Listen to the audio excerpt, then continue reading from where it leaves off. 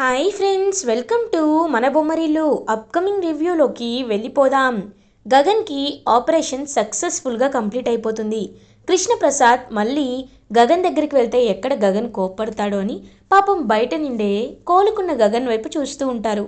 Sharada, cherry, భూమి ముగ్గురు గగన్ని చూడ్డానికి వెళ్ళేసరికి ఇంకలా చెర్రీ గగన్ కాళ్ళని పట్టుకొని తన గ్రాటిట్యూడ్ని తెలియజేస్తూ ఉంటాడు. అన్నయ్య, ఒకవేళ నువ్వు వాళ్ళను కాపాడకపోయి ఉంటే నేను జీవితాంతం జైల్లోనే ఉండేవాడిని. నీ రుణం ఎలా తీర్చుకోవాలకు నాకు అర్థం కావట్లేదన్నయ్యా అని పాపం చాలా ఎమోషనల్గా ఫీల్ అవుతారు చెర్రీ. అండ్ శారదని చెర్రీని బయటికి పంపించేస్తుంది భూమి. భూమి అలా గగన్ వైపు చూస్తూ ఉండిపోతుంది. గగన్ కూడా తన కళ్ళతోనే భూమితో మాట్లాడుతూ భూమి వైపు చూస్తూ ఉండిపోతారు. ఇంకా అలా భూమి గగన్ ఇద్దరు ఒకరినొకరు చూసుకుంటూ ఉంటే గగన్ మనసులో, భూమి, నువ్వు నా కోసం అన్నీ చేసినట్టే కనబడతావు, కానీ ఎందుకు భూమి, ఎందుకు నాకు ఇంత అన్యాయం చేసావు అని మనసులో అనుకుంటారు. బావా, నేను నీకు అన్యాయం చేశానని అదిగో ఆ అపూర్వ వల్ల నువ్వు అనుకుంటున్నావు, కానీ ఒక్కటి మాత్రం నిజం, నా గురించి నువ్వు ఖచ్చితంగా నిజం తెలుసుకుంటావు బావా, నిజం తెలుసుకునే రోజు వస్తుంది అని మనసులో అనుకుంటూ అక్కడి నుండి వెళ్ళిపోతుంది భూమి. ఇది ఇలా ఉండగా ఆఫ్టర్నూన్ అవుతుంది. తార శారదకి కాల్ చేస్తుంది. అత్తయ్య, ఏంటి, నేను ఎప్పటి నుండో కాల్ చేస్తున్నా గగన్ కాల్ లిఫ్ట్ చేయటం లేదు, ఎక్కడున్నారు మీరు అని అంటారు. అమ్మ, మేము హాస్పిటల్లో ఉన్నామమ్మా అని అంటుంది. ఒక్కసారిగా షాక్ అయిపోతారు. ఏంటి, హాస్పిటల్లో ఉన్నారా?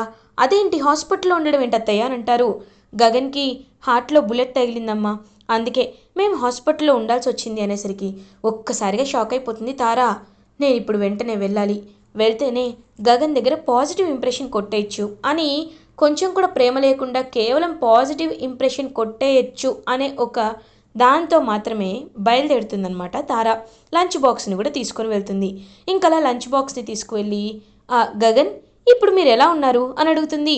ఇంకా ఏమీ మాట్లాడకుండా అలా చూస్తూ ఉంటాడు గగన్. అదంతా గమనిస్తూ ఉంటుందన్నమాట. వెంటనే తనైతే భూమి అదంతా చూసి, ఏంటి, ఇది నా బావకి ఇప్పుడు భోజనం తినిపిస్తుందా? నో, నెవర్ అని ఇంక వెంటనే భూమి అయితే నర్స్ గెటప్లో అక్కడికి వెళ్తుంది. కరెక్ట్గా గగన్ నోట్లో తను ఇంక తినిపిస్తూ ఉండే లోపు, ఒక్క నిమిషం, మీరు తనకేమవుతారు, ఏం చేస్తున్నారు ఇక్కడ అని అడుగుతారు. నేను తనకి భార్యనవుతాను అని అంటారు. భార్య అవుతారా? మరి తాలేది అని అడుగుతుంది.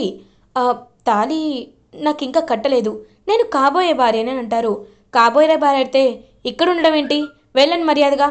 అయినా మీరు ఇలా ఎవరు పడితే వాళ్ళు ఇక్కడికి రాకూడదు, రాకుండా మీరు బయట నుంచోండి, ఆయనకి ఏమైనా తినిపించాలంటే నేను తినిపిస్తాను అని చెప్పి ఇంకా అలా తారాని గట్టిగా గదమాయించి బయటికి పంపించేస్తుందనమాట. వెంటనే భూమి ఇంకా అలా భోజనాన్ని కలిపి హ్యాపీగా పాపం గగన్కి తినిపిస్తూ ఉంటుంది భూమి. గగన్ అలా భూమి కళ్ళ వైపు చూస్తూ ఉంటాడు. భూమి ఏమో, అవును, మీరు ఆ భూమి కోసమే మీ ప్రాణాలు కూడా తెగించారంట కదా, మీకు ఈ బుల్లెట్ తగిలిందా భూమి వాళ్ళంట కదా, అదే బయట మాట్లాడుకుంటున్నారు, మీకు తనంటే అంత ఇష్టమా అని అడుగుతారు. ఒక్కసారిగా ఇంకా అలా గగన్ అయితే ఏం చెప్పాలో అర్థం కాక పాపం చూస్తూ ఉంటాడు. ఇంకా భూమి ఏమో అలా చూస్తూ ఉంటుందన్నమాట గగన్ వైపు. తనంటే ఇష్టమని కాదు, ఇష్టం లేదని కూడా కాదు, కానీ తను లేకపోతే నేను అనేలోపు అక్కడికి ఇంక వెంటనే డాక్టర్ వస్తారు. మీరు భోజనం తినిపించడం కంప్లీట్ అయితే నేను తనకి డ్రెస్సింగ్ చేస్తాను అని అంటారు. అయిపోయింది డాక్టర్ అని చెప్పి పాపం భూమి బయటికి వెళ్ళిపోతుంది. బావ మనసులో ఏదో చెప్పాలి అనుకున్నాడు, కానీ చెప్పేలోపు డాక్టర్ వచ్చేశారు. ఇలా అవుతుందని ఎలా అని చెప్పి పాపం అక్కడి నుండి వెళ్ళిపోతుంది భూమి. ఇది ఇలా ఉండగా అపూర్వ అటు ఇటు తిరుగుతూ ఆలోచిస్తుంటే నక్షత్ర అపూర్వ దగ్గరికి వచ్చి, మమ్మీ, మనం అనుకున్నదేంటి ఇక్కడ అవుతుందేంటి, అయినా ఏం చేస్తాం మమ్మీ, మనం ఏమీ చేయలేం కదా, ఇప్పుడు వాడు మన ఇంటికి వస్తాడు, ఇప్పుడు ఏం చేస్తాం అని అంటారు. ఏం చేద్దామంటే ఇప్పుడు ఎలాగో వాడు బయటికి వచ్చేసాడు కాబట్టి మనం ఏమీ చేయలేం, సర్లే, ఇంకా చాలా ప్లాన్లు ఉంటాయి కదా, ఏదో మన అదృష్టం వల్ల ఆ లిల్లీ మన గురించి నిజం చెప్పలేదు, ఒకవేళ నిజం చెప్పుంటే ఏమయ్యేదో తెలుసు కదా అని అంటారు. తెలుసు మమ్మీ, అందుకే నేను కూడా సైలెంట్గా ఉన్నాను అని అంటుంది. సరే సరే బేబీ, నువ్వు ఎక్కువగా కంగారు పడద్దు అనేలోపు అక్కడికి శరత్చంద్ర వస్తారు. అపూర్వ, మన చెర్రీ రిలీజ్ అయ్యాడంట కదా, నాకు చాలా హ్యాపీగా ఉంది, ఛ, నా మేనల్లుణ్ణి నేనే సరిగ్గా అర్థం చేసుకోలేకపోయాను. నేను ఎంత తెలివి తక్కువ వాణ్ణి అనుకుంటారు. అబే, అలా ఎందుకు అనుకుంటావు బావా? ఎంతైనా చెర్రీ చాలా మంచివాడు కదా. అదంతా పక్కన పెట్టేసేలే అని అంటుంది. సరే, రా వెళ్దాం అని చెప్పి ఇంకా అలా అందరూ కలిసి భోజనం చేస్తూ ఉంటారు. ఇది ఇలా ఉండగా నెక్స్ట్ డే మార్నింగ్ అవుతుంది. భూమి, చెర్రీ, కృష్ణప్రసాద్ ఇంటికి రీచ్ అవుతారు. గగన్ని డిశ్చార్జ్ చేసి ఇంటికైతే తీసుకొని వెళ్ళిపోతారు. ఇది ఇలా ఉండగా భూమి అపూర్వ వైపు కోపంగా చూస్తూ, అపూర్వ, నా బావని నా బావని నువ్వు టార్చర్ పెడతావు కదా, ఇప్పుడు చూడు నిన్ను ఏం చేస్తాను అని గట్టిగా ఫిక్స్ అవుతుంది. ఇంకా వెంటనే చెర్రీ దగ్గరికి వెళ్ళి, చెర్రీ, నువ్వు నాకు హెల్ప్ చేయాలి చెర్రీ అని అంటుంది. ఏంటో చెప్పు భూమి, నీకోసం ప్రాణాలైనా అనేలోపు, అక్కర్లేదు, ఒక చిన్న రిస్క్ చేస్తే చాలు అని అంటుంది. రిస్కా? ఏంటది భూమి అని అడుగుతారు. ఇంక వెంటనే భూమి ఒక ప్లాన్ చెప్తుంది. కరెక్ట్ భూమి, నాకు కూడా అలాగే చేయాలనుంది, కానీ ఎందుకులే అత్తయ్య కదా నూరుకుంటున్నా. ఇప్పుడు నువ్వు చెప్పావుగా, ఇద్దరం చేసేద్దాం అని హైఫై కొట్టుకుంటారు. కొట్టుకొని ఇంక వెంటనే అత్తయ్య మిమ్మల్ని నక్షత్ర పిలుస్తుంది అని అంటారు. అవునా అని ఇంకలా భూమి ప్లాన్ ప్రకారమే అపూర్వ కిందికి వెళ్ళేలోపు భూమి వెనకాల నుండి వచ్చి అపూర్వకి ముసుగు వేసేస్తుంది. వేసేసి ఇంకా అపూర్వని బాగా కొడుతుంది భూమి. ఒక్కసారిగా అపూర్వ అయితే షాక్లో ఉండిపోతుంది. హేయ్, ఎవరు నన్ను కొడుతుంది అని చెప్పి ఎంత అన్నా సరే ఇంకా అలా భూమి మాత్రం బాగా కొట్టి కొట్టి కొడుతుందనమాట. అదంతా చూస్తూ చెర్రీ చాలా అంటే చాలా హ్యాపీగా ఫీల్ అవుతాడు. వెంటనే ముసుగు తీసేసరికి అక్కడ గోరింటాకు పిన్ని కనబడుతుంది. ఏంటి పిన్ని, ఆ సంతోష్ని నేను కిడ్నాప్ చేయించానని చెప్పి నువ్వు నన్ను కొడతావా అని అంటుంది. అమ్మాయి, నీకేమైనా పిచ్చెక్కిందా? నేనెందుకు అలా చేస్తాను అని అంటారు. మరి నన్ను కొట్టింది ఎవరు అని అంటారు. ఏంటి, నిన్నెవరో కొట్టారా? నీకు బ్రెయిన్ పోయినట్టుంది అనేసరికి, పిన్ని అలా అనొద్దు, ముందు చెప్పు నన్నెవరు కొట్టారు అని అంటారు. నిన్నెవరు కొట్టారో నాకేం తెలుసు అమ్మాయి, అయినా నిన్ను ఎవ్వరూ కొట్టలేదు, నువ్వే అలా ఊహించుకుంటున్నావు అమ్మాయి అని అక్కడి వెళ్ళిపోతుంది. నేను ఊహించుకుంటున్నానా అని మళ్ళీ వచ్చేసరికి మళ్ళీ కొడుతుందనమాట భూమి. అలా 2-3 సార్లు కొట్టి ఇంకా చేతులు దులుపుకుంటూ అక్కడి నుండి వస్తుందనమాట భూమి. ఏంటి, ఇదంతా నా భ్రమ కాదు, ఖచ్చితంగా ఆ భూమినే ఇదంతా చేస్తుంది అని భూమి వైపు కోపంగా చూస్తూ ఉంటుంది. ఏంటి పిన్ని అలా చూస్తున్నారు? ఓ, మిమ్మల్ని ఎవరో కొట్టినట్టు అనిపించిందా? అవునులేండి, మీరు చేసే తప్పులే మీకు తిరిగి వస్తాయి, అదే చెప్తున్నాను అంతే అని ఇంకా అలా అక్కడి నుండి భూమి వెళ్ళిపోతుంది. ఇంకా వెంటనే అలా చూస్తూ ఉంటాడనమాట. అలా అపూర్వ, నన్ను కొడతావు కదా, నేను చూడు నీ బ్రతుకు మీద కొడతాను అని మనసులో అనుకుంటుంది అపూర్వ. ఇది ఇలా ఉండగా కొన్ని డేస్ అయితే పాస్ అవుతాయి.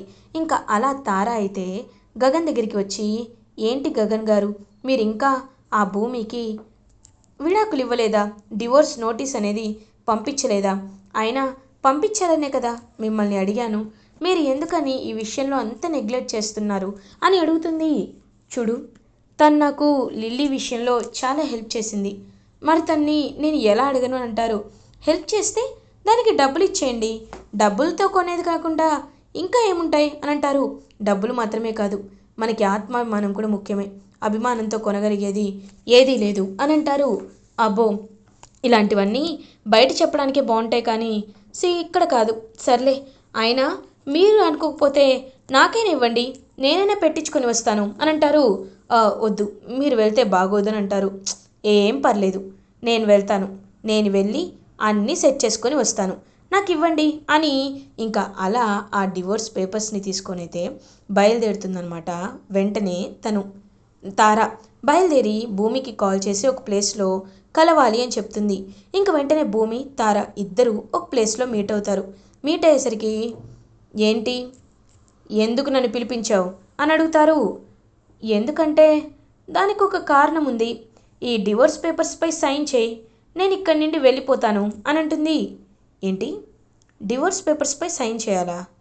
ఇక్కడి నుండి వెళ్ళిపోతావా? నేనెందుకు సైన్ చేయాలి అని అంటారు. ఎందుకేంటి, నువ్వు గగన్ ఇద్దరూ ఒకరినొకరు ప్రేమించుకున్నారు, పెళ్లి చేసుకున్నారు, కానీ నీ నిజస్వరూపం ఏంటో గగన్ తెలుసుకున్నాడు, అందుకే నిన్ను వదిలించుకున్నాడు, ఇంకా నీకేం కావాలి అని అడుగుతారు. చూడు, మేమిద్దరం విడివిడిగా ఉంటున్నాం కానీ విడిపోలేదు. అయినా మా మధ్యలో నువ్వు దూరాలను చూస్తే నేను ఏం చేస్తానో నాకే తెలీదు అని గట్టిగా చెప్తుంది భూమి. హలో, నువ్వు చెప్తే మాత్రం నేను వదిలేస్తాను అనుకుంటున్నావా? అయినా నేను ఎంత పెద్ద క్యాండిడేటో నీకు తెలీదు. నేను చిటికి వేస్తే మా అన్నయ్య 1,00,000 మంది అబ్బాయిని తీసుకొచ్చి నా ముందు నిలబెడతాడు. కానీ నాకు అది ఇష్టం లేదు. నాకు గగన్ మాత్రమే నచ్చాడు. కాబట్టి గగన్ని మాత్రమే నేను పెళ్ళి చేసుకోవాలి అనుకుంటున్నాను అని అంటుంది. ఓ అవునా, ఇంతకీ మీ అన్నయ్య ఏమనుకుంటున్నాడు అని అంటారు. చూడు, నేను గగన్ని పెళ్లి చేసుకుంటేనే పూరిని మా అన్నయ్య పెళ్లి చేసుకుంటాడు, లేకపోతే మా అన్నయ్య పెళ్లి చేసుకోడు కదా అని అంటారు. ఒక్కసారిగా ఇంకా భూమి, ఓహో అదన్నమాట, అయితే మీ మధ్య ప్రేమ ఎక్కడుంది, బిజినెస్ డీల్ తప్ప అని అంటారు. ఒక్కసారిగా ఇంకా అలా షాక్లో ఉండిపోతుంది తారా. చూడు, నువ్వు పెళ్లి చేసుకుంటేనే మీ అన్నయ్య పెళ్లి చేసుకుంటాడు, లేకపోతే మీ అన్నయ్య పెళ్లి చేసుకోడు, అంతే కదా. ఇది బిజినెస్ డీల్ అంటారు, దీన్ని పెళ్ళి అనరు. అయినా నువ్వు చేస్తుంది చాలా పెద్ద తప్పు. మా బావ గగన్ కేవలం నాకు మాత్రమే రాసిపెట్టున్నాడు, అంతేకాని నువ్వు ఇంకా ఇంకా ఇంకా బావ గురించి ప్రయత్నించిన, బావ గురించి మాట్లాడాలి అనుకున్నా నేను ఏం చేస్తానో నాకే తెలీదు. ఈ విషయాన్ని బాగా గుర్తుపెట్టుకో అని గట్టిగా చెప్తుందనమాట భూమి. మీ ఇద్దరి బంధం శాశ్వతం కాదు, ఎందుకంటే నీకు మా బావపై అట్రాక్షన్ ఉంది, మా బావకి మీ అన్నయ్యతో అవసరం ఉంది, అందుకే ఈ పెళ్ళి జరగాలనుకుంటున్నారు, అంతేకాని ఏదో ఉద్దేశంతో కాదు. ఇది కరెక్ట్ కాదు అని ఇంకా అలా అక్కడి నుండి అయితే వెళ్ళిపోతుంది భూమి. చూడు, మొన్నే ఇది నేను కొట్టాను, లైక్ ఇది నేను చించేశాను, ఇప్పుడు మళ్ళీ నువ్వు చూపిస్తే ఇంకా గట్టిగా చించుతాను, గుర్తుపెట్టుకో, నీ మొహం చినిగిపోద్ది అని చెప్పి అక్కడి నుండి అయితే వెళ్ళిపోతారనమాట భూమి. ఇంకా అలా షాక్లో ఉండిపోతుంది తారా. ఇంకా అలా తారా ఏడుస్తూ ఉంటే ధ్రువ అదంతా చూస్తూ ఉంటాడు. ఏంటి, ఎందుకు ఏడుస్తున్నావమ్మా అని అడుగుతారు. ఆ భూమి నన్ను అవమానించింది, అవమానించడం కాదు మాత్రమే కాదు, జీవితంలో నాకు ఎప్పటికీ గగన్ గగన్ దక్కడంట, నన్ను నన్ను ఎంత పెద్ద నింద వేసిందో తెలుసా అని ఏడుస్తూ ఉంటుందన్నమాట. అలా తనైతే ఇంకా వెంటనే ఆలోచనలో పడతారు ధ్రువ. అయినా ఆ భూమి బ్రతికుంటేనే కదా తన్ని పెళ్లి చేసుకోవడం కానీ, తను ఎవరినైనా పెళ్లి చేసుకోవడం కానీ జరుగుతుంది, అదే ఒకవేళ చచ్చిపోతే అని అంటారు. ఒక్కసారిగా అలా ఇంకా షాక్లో ఉండిపోతుందన్నమాట. వెంటనే అంటే అన్నయ్య అని అంటారు. అవునమ్మా, నీకోసం నేను ఏది చేయడానికైనా సిద్ధంగా ఉంటాను, అలాంటిది ఒక మనిషి ప్రాణాలు తీయలేనా అని అంటాడు. అన్నయ్య, నువ్వు చేస్తుంది తప్పేమో అన్నయ్య అని అంటారు. లేదు, నా చెల్లెల కోసం నేను ఏదైనా చాలా కరెక్ట్గానే ఆలోచిస్తాను. ఆ భూమిని చంపించేస్తే అప్పుడు బావగారు కూడా ఏమీ అనలేరు కదా, ప్రశాంతంగా ఉంటారు కదా అని ఇంకొక క్రూయల్ ప్లాన్ వేసుకుంటాడు ధ్రువ. ఇంకా అలా ధ్రువ ప్లాన్ వినేస్తుందన్నమాట తార. సో ఆ భూమి పైకి పోతుందన్నమాట అని క్రూయల్గా నవ్వుకుంటుంది. ఇది ఇలా ఉండగా గగన్ అటు ఇటు తిరుగుతూ ఆలోచిస్తూ ఉంటాడు. గగన్ అంతరాత్మ గగన్కి ఎదురవుతుంది.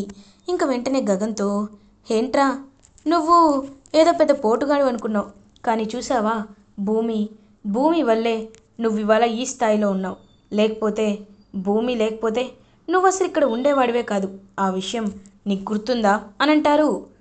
గుర్తుంది, కానీ అననేలోపు ఏంట్రా కానీ ఏంటి, అయినా భూమిని నువ్వు ఎంతో హ్యాపీగా పెళ్ళి చేసుకున్నాను అనుకున్నావు, ప్రేమించాను అనుకున్నావు, కానీ భూమి లేకపోతే నువ్వు ఎంత ఎంత కోల్పోయావో ఇప్పటికైనా అర్థం చేసుకో. భూమి చాలా మంచిది, అలాంటి భూమిని నువ్వు దూరం చేసుకోవద్దు, ఆ తార కోసం అస్సలు దూరం చేసుకోవద్దు అని ఇంకా గట్టిగా చెప్తుంది గగన్ అంతరాత్మ. గగనేమో అలా ఇంకా ఆలోచనలో పడతాడనమాట. ఏం చేయాలి ఇప్పుడు, నేను భూమిని దూరం చేసుకోవాలా లేకపోతే చేసుకోకూడదా, అసలు ఏంటి ఏంటి నా పరిస్థితి అని పాపం చాలా బాధపడుతూ అసలు భూమిని మర్చిపోలేకపోతూ ఉంటాడనమాట గగన్. ఇటువైపు ఏమో ధ్రువ భూమిని చంపడానికి ప్లాన్లు వేసుకుంటూ ఉంటాడు. ఆ ప్లాన్ గగన్కి తెలిసిపోతుంది.